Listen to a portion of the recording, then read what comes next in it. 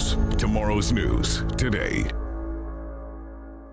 Gavin McInnes announced today that he will be suing the Southern Poverty Law Center for defaming him, claiming that he advocates and pushes for the use of political violence while also labeling his former group, the Proud Boys, as an extremist hate group.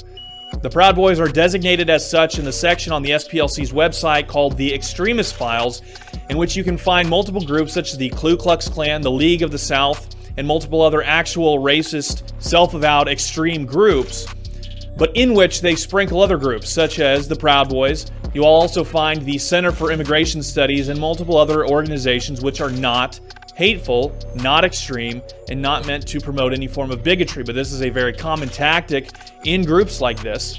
There's also a group called Hope Not Hate. It was one of the first reports that I did, but they take extremist groups and they list all of them, and then within you'll find just a few here and there groups which are not extremist and not hateful, but they sprinkle them in and they juxtapose them with actually dangerous groups. This is a very common tactic of so-called anti-hate websites and organizations such as Hope Not Hate, and in this case the Southern Poverty Law Center. Now, Gavin McInnes is asking the court to declare that all of these actions committed by the Southern Poverty Law Center be acknowledged as malicious and unlawful, and he's asking that they reward him with all damages that should be received as a result of employment opportunities which he has lost, which he says are many, and any employment opportunities which will not be available to him now as a result of this defamation. McInnes makes an excellent point in his press release when he says, Ben Carson is an extremist to them. So is Laura Ingraham, the Tea Party, Jeanine Pirro, and a group of volunteer lawyers called the Alliance Defending Freedom, the Center for Immigration Studies, Ayan Hirsi Ali, Majid Nawaz.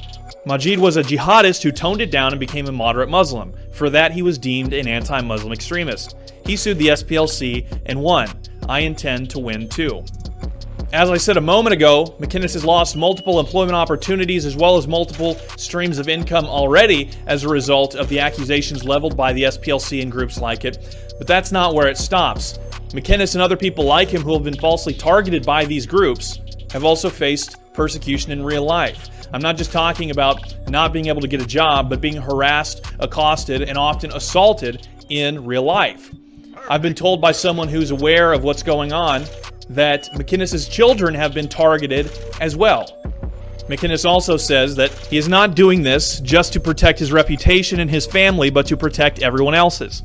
The SPLC has gone from a noble institution genuinely dedicated to eradicating hate to a hate group in and of itself that pretends this country is frothing with bigots desperate to foment World War III.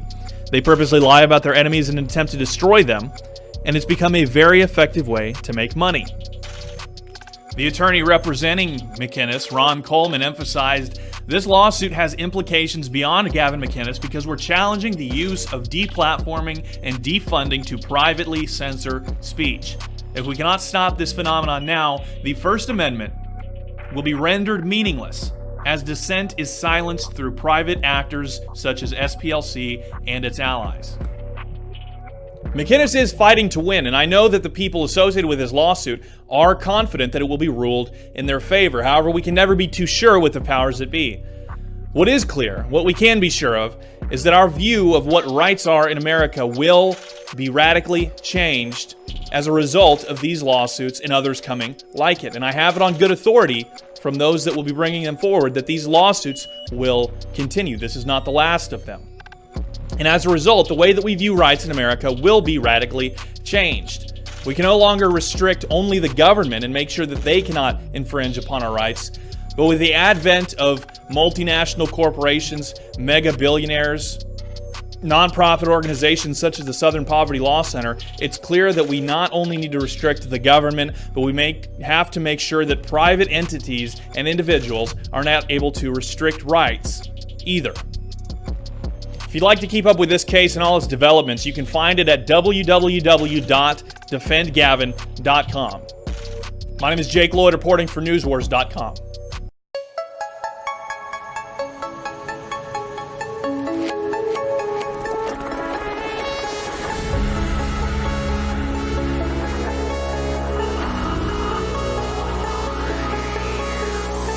InfoWars. Tomorrow's news today.